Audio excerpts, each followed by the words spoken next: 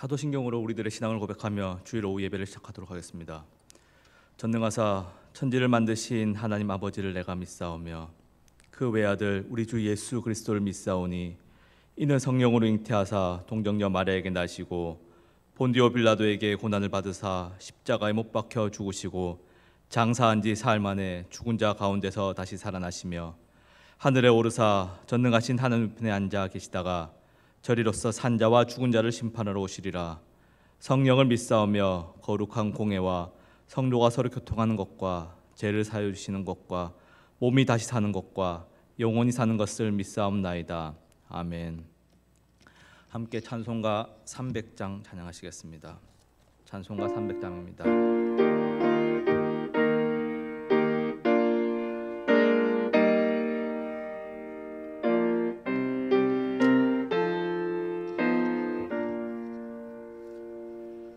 내 맘이 낙심되며 근심에 눌릴 땐 주께서 내게 오사 위로해 주시네. 가는 길 캄캄하고 괴로움 많으나 주께서 함께하며 내 짐을 지시네. 그 은혜가 내게 족하네. 그 은혜가 족하네. 이 괴로운 세상 지날 때 그 은혜가 족하네. 희망이 사라지고 친구 날 버릴 때 주 내게 속삭이며 새 희망 주시네. 싸움이 맹렬하여 두려워 떨 때에 승리의 왕이 되신 주 음성 들리네. 그 은혜가 내게 족하네. 그 은혜가 족하네.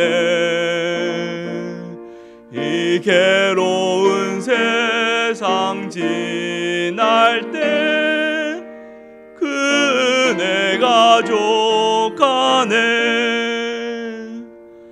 번민이 가득 차고 눈물이 흐를 때 주 나의 곁에 오사 위로해 주시네. 환난이 닥쳐와서 어려움 당할 때 주님의 능력 입어 원수를 이기는 그 은혜가 내게 족하네. 그 은혜가 족하네. 이 괴로운 세상 지날 때 그 은혜가 족하네. 아멘. 오늘 함께 보실 말씀은 갈라디아서 4장 21절에서 갈라디아서 5장 1절까지 말씀입니다. 갈라디아서 4장 21절부터 5장 1절까지입니다. 제가 가진 성경으로는 신약성경 307페이지 정도에 있습니다.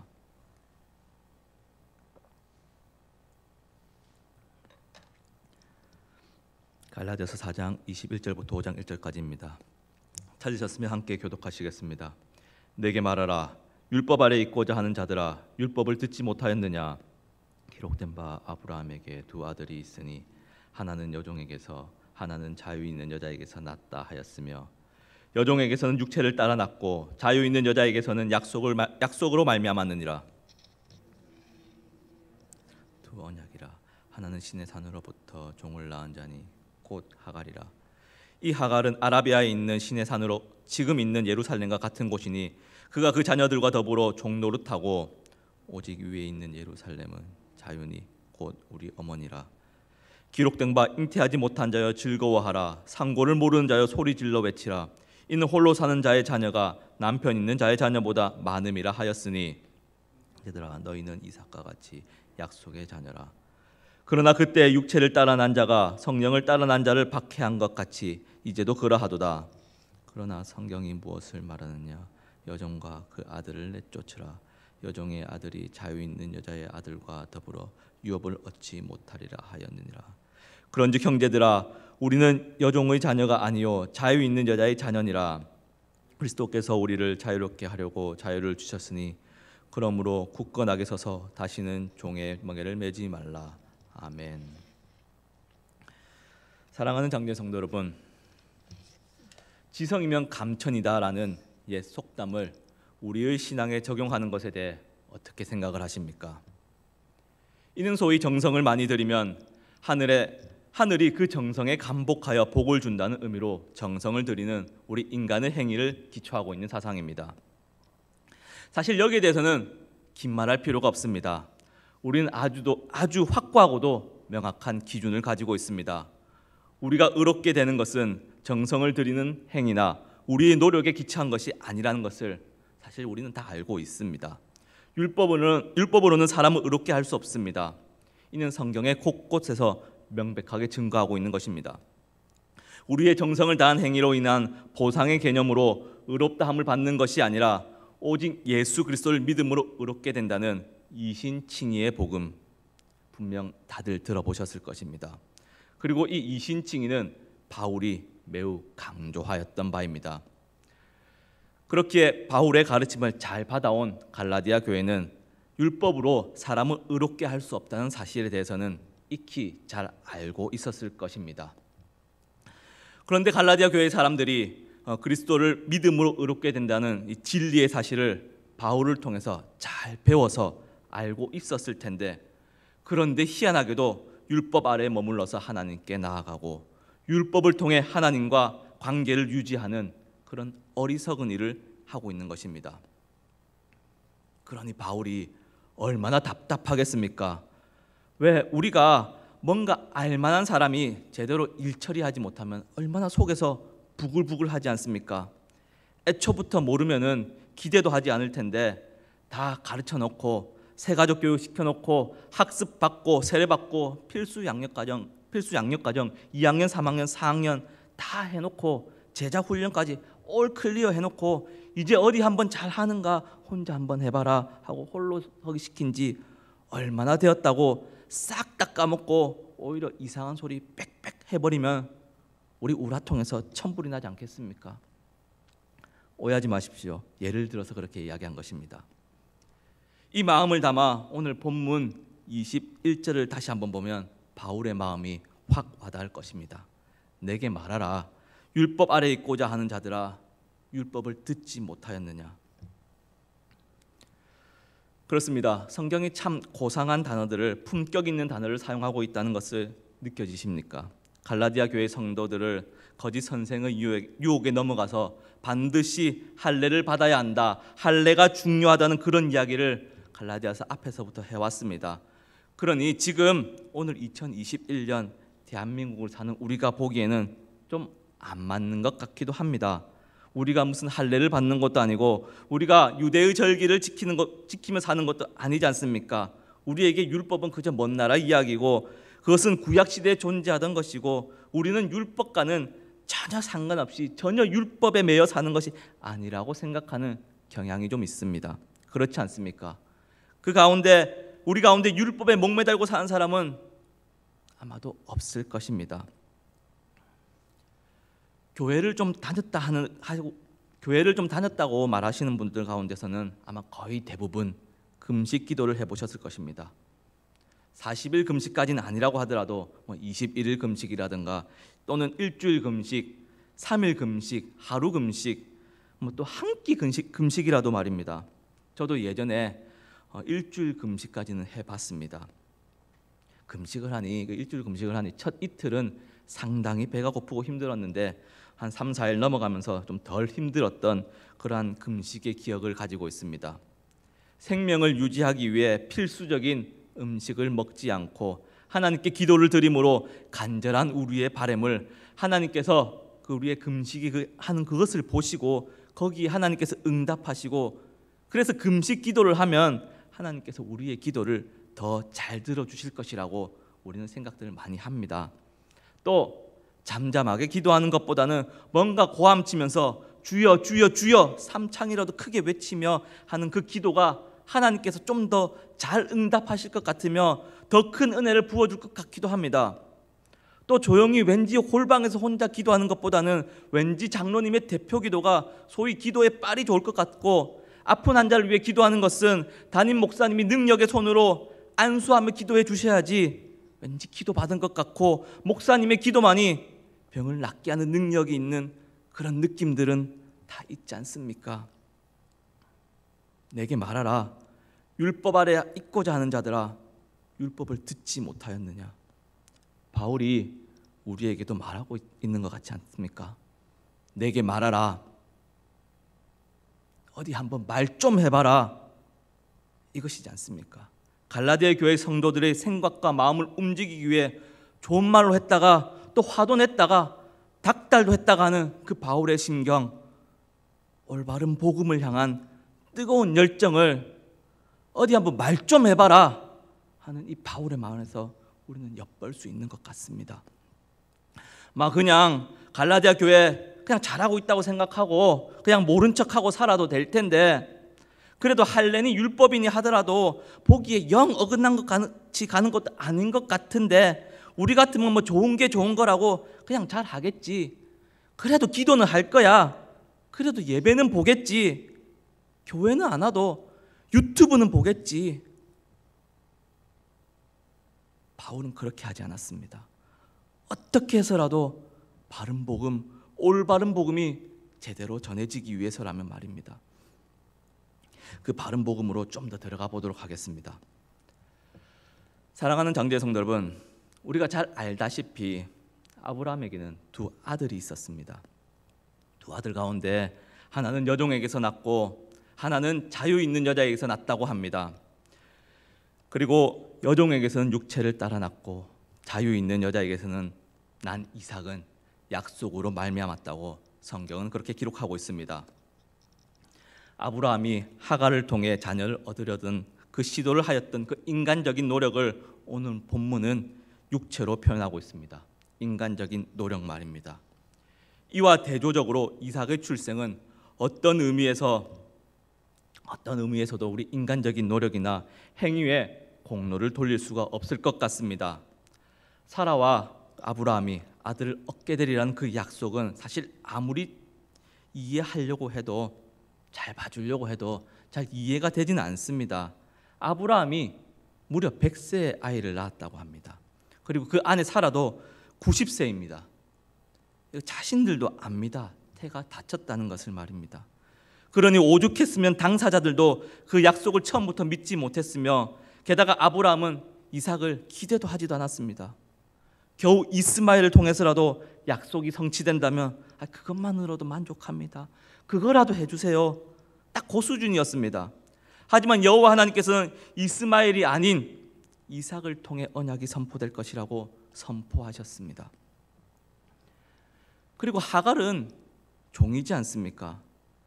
종의 자녀는 아무리 아버지가 아브라함이고 하더라도 결국 종이며, 아들 이스마엘도 결국 그 종의 굴레를 완전히 벗어나지는 못하는 것입니다. 종 노릇하는 아브라함의 첫째 아들 이스마엘의 모습입니다. 두 번째 아들은 자유 있는 여자 사라에게서 난 이삭입니다. 거기는 종이 아니고 아들입니다. 아들은 자유를 누리는 모습입니다. 비록 둘 다 아브라함의 자녀이지만 하나는 종으로 태어나 종 노릇하고 또 하나는 자유인의 아들로 태어나 참 자유를 누리는 아들의 모습인 것입니다. 비슷하게 보인다고, 겉으로 보기에 같아 보인다고, 둘 다 아버지가 같다고 해서 똑같다고 생각하지만 본질은 전혀 다른 것에 있다는 것을 이 비유 속에서 우리는 찾을 수가 있을 것입니다.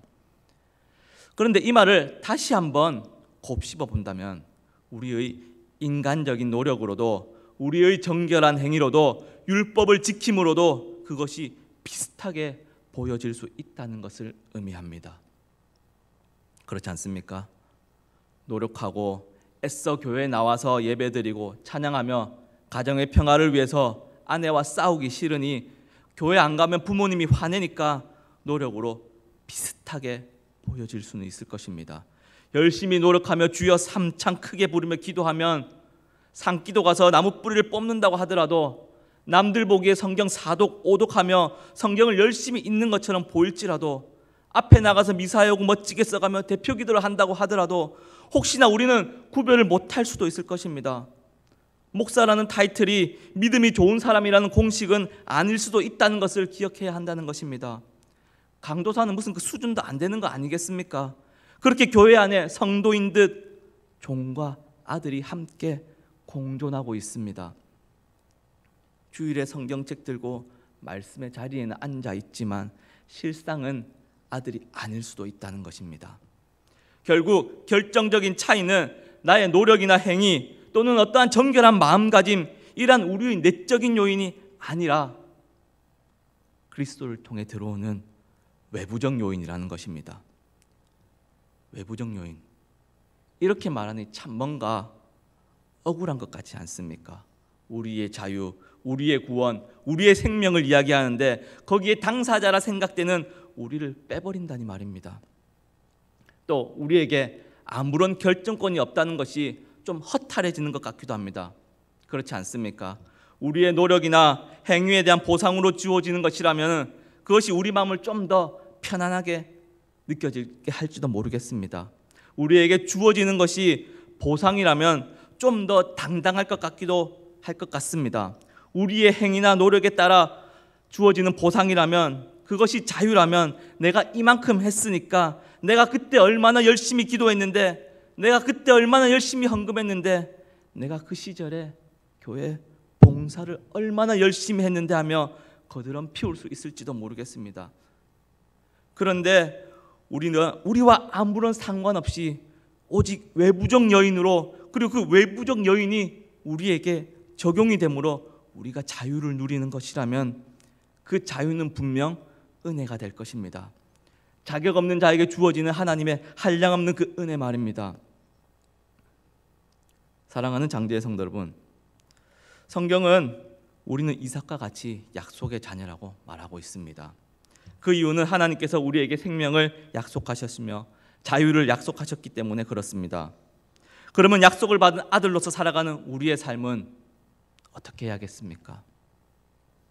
감사와 기쁨이 나와야 할 것이며, 이때는 이제 우리의 노력이 아니라, 보상이 아니라 이미 받은 자유의 약속에 대한 감사적 행위가, 우리의 노력이 따라와야 되는 것입니다.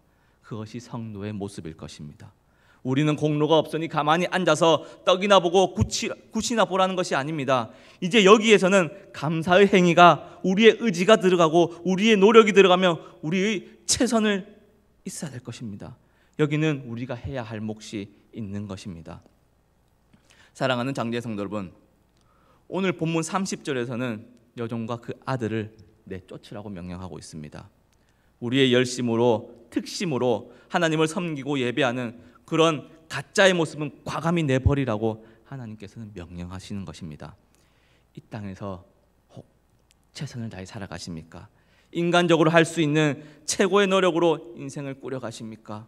세상이 보기에는 대단하고 촉망받을지는 모르겠지만 그것이 성도의 모습은 아닐 것입니다.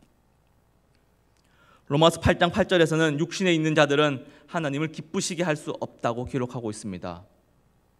우리는 내부적 요인, 율법을 지켜서가 아니라 나의 행위나 나의 노력이 아니라 철저하게 외부적 요인, 오직 예수 그리스도께서 십자가에서 완성한 그 의를 믿음으로 아들이라 자유인이라 칭함을 받게 되는 것입니다. 그리스도께서 우리를 자유롭게 하려고 자유를 주셨으니 그러므로 굳건하게 서서 다시는 종의 멍에를 매지 말라. 그리스도께서는 이미 우리를 자유롭게 하셨습니다. 우리는 이미 자유한 자들입니다. 우리는 더 이상 율법에 속박되어 살며 스스로 뭔가를 이루어내려 할 필요가 없는 것입니다. 자유인은 뭔가를 성취하려고 하지도 않습니다. 그분께 모든 것을 맡기고 온전히 그 자유함을 누리면 되는 것입니다. 그런데 이미 자유함을 받아 누리는데 문제는 우리가 아직 죄가 존재하는 이 세상에 있다는 것이 우리의 상황이 단순하지만은 않습니다. 이미 자유하지만 이미 구원을 받았지만 아직 이 땅에 있으며 아직 우리 주님이 다시 오실 그날을 기다리고 있는 것이 우리의 모습입니다. 이미와 아직 사이에서 우리는 풀려난 속박과 율법으로부터 돌아가려는 그 유혹을 죄를 통해 받을 수 있다는 이야기입니다. 그렇기에 성도는 죄와 씨름하기 때문에 자유로워지는 것이 그렇게 간단한 이야기만은 아닙니다. 하지만 하나님께서는 이미 우리에게 자유를 선포하셨으며 실제적으로 죄를 이기는 승리를 십자가 위에서 선포하셨기 때문에 비록 이 땅을 사는 동안에 온전하고 완전한 자유를 누리지는 못하겠지만 그럼에도 우리는 온전한 자유를 기대하며 희망하며 살아갈 수 있는 것입니다. 사랑하는 장제의 성도 여러분, 어떤 잣대를 가지고 내 옆에 계신 성도님들을 바라보시겠습니까?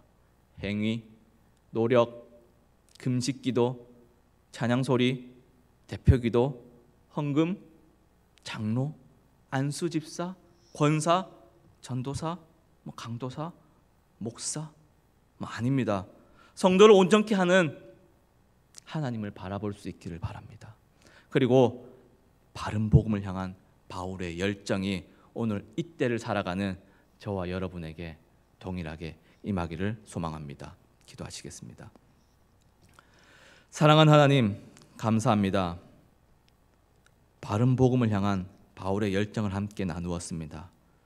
바울의 그 열정이 오늘 이 땅을 살아가는 우리에게도 동일하게 임하는 은혜를 베풀어 주시옵소서. 하나님, 우리는 이미 자유합니다. 자유인의 아들입니다. 그럼에도 때로는 죄로 인해 율법의 유혹을 받습니다. 뭔가를 우리는 해야 할 것만 같으며 뭔가를 남들보다 더 해야 할 것 같기도 합니다. 그리스도께서 십자가에서 모든 것을 다 이루셨음을 우리는 고백합니다. 우리의 구원에 아무런 모자름이 없음을 고백합니다. 사랑하는 하나님, 은혜 베푸셔서 그리스도께서 십자가에서 이룬 그 공로 우리가 기쁨으로 누릴 수 있도록 은혜를 베풀어 주시옵소서. 하나님의 은혜 아래 온전히 거하기를 소망하며 우리를 구원하신 예수 그리스도 이름으로 기도드립니다. 아멘. 주기도문 하시겠습니다. 하늘에 계신 우리 아버지여, 이름이 거룩히 여김을 받으시오며 나라가 임하옵시며 뜻이 하늘에서 이루어진 것 같이 땅에서도 이루어지이다.